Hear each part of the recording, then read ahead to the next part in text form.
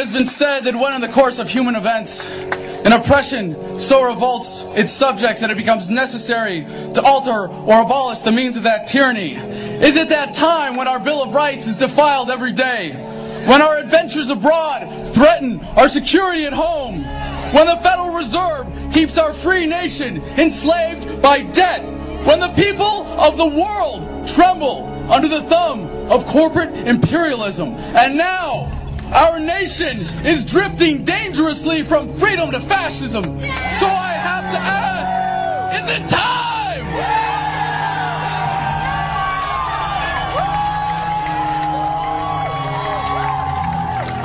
The time is now. The threat is clear. The bands of tyranny are tightening around America, and it is our duty to resist. As empowered patriots, let us take stock of our commitment to the ideals upon which this country was founded. America without her freedoms is like a body without a soul. The challenge before the freedom movement is no less than to bring about a revolution of values, inspire a renaissance of American politics, and breathe new life into the tortured body of our nation. We will meet that challenge with courage and love, and as always, we the people will prevail.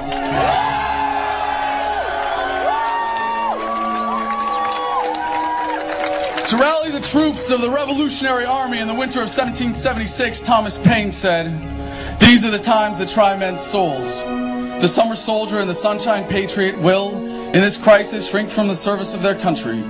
But he that stands by it now deserves the love and thanks of man and woman. Tyranny, like hell, is not easily conquered." As Iraq veterans against the war, we are resisting an occupation we once risked our lives for. We swore to support and defend the Constitution of the United States of America, but we found out the hard way that the greatest enemies of the Constitution are not to be found in the sands of some far-off land, but rather right here at home.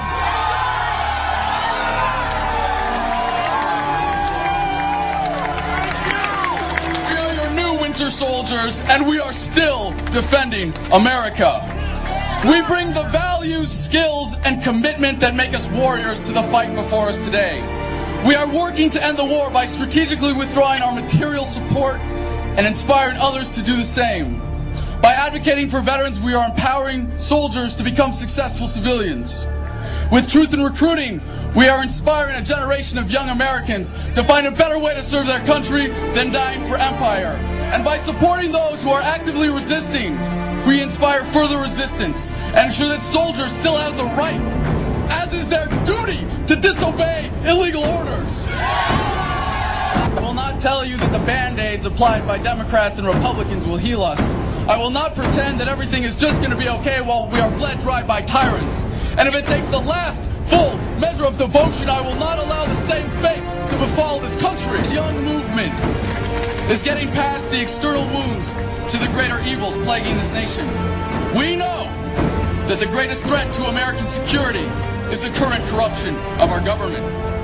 No politician has ever ended a war. Civil rights were won in this country not by any legislator, but by a movement. I have great hope for America, but it comes not from any election. No, my hope comes from you. Our tragic love affair with the state has led us to put far too much trust in a government that we thought could improve our lives, but has instead come to rule our lives for us. We have become, as a people, like a frightened, battered, beat-down victim of an abusive relationship. A servile, unquestioning, obedient people will always produce tyrants. We must, as a nation, once again, embrace defiance, rebellion, and resistance.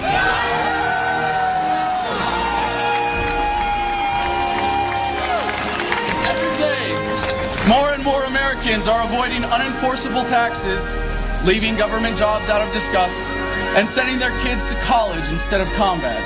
But our efforts as a movement must become unified and deliberate to fully withdraw our support and compliance. Be it with your lives, labor, or tax dollars, stop investing in your own oppression. Guard your communities from the police state. Don't waste a single vote or a single dollar on the two-party system.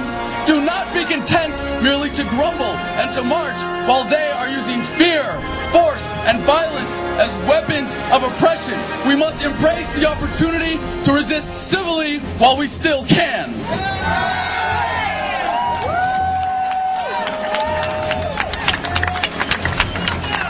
We are compelled to be here for many different reasons, and there is strength in our diversity.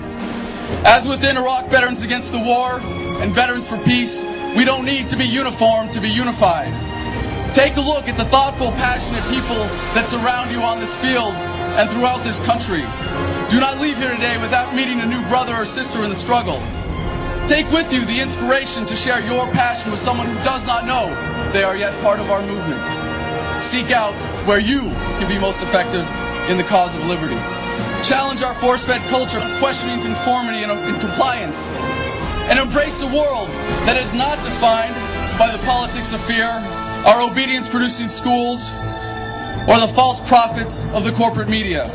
As we have been awakened, we must stir the sleeping masses. As the forces of oppression are diligent, so must we toil. As they are committed, we must surpass them. As they step up their efforts, we must rise up to defeat them as a unified movement. We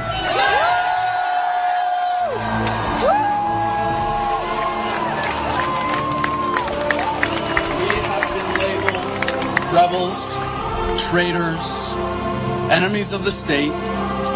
All terms King George would have used to vilify our founders. I, for one, will always rebel against oppression, a traitor only to tyranny, and I would be remiss to not make myself the enemy of a state that so blatantly tramples our freedoms.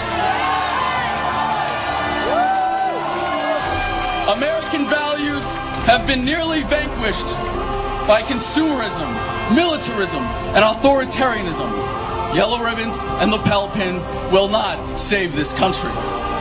When injustice becomes law, resistance becomes duty. The utmost manifestation of love and devotion to America is today, as it always has been, resistance of tyranny.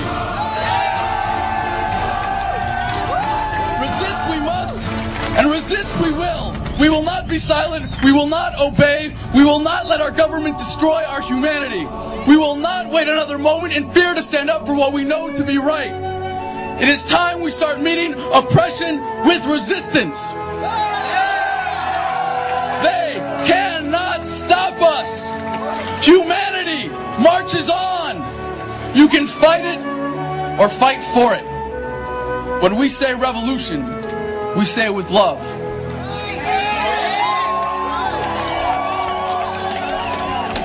As we march onward from this place where we have pledged to each other our lives, our fortunes, and our sacred honor, let us embrace the struggle, cherish the fight, and live in that love.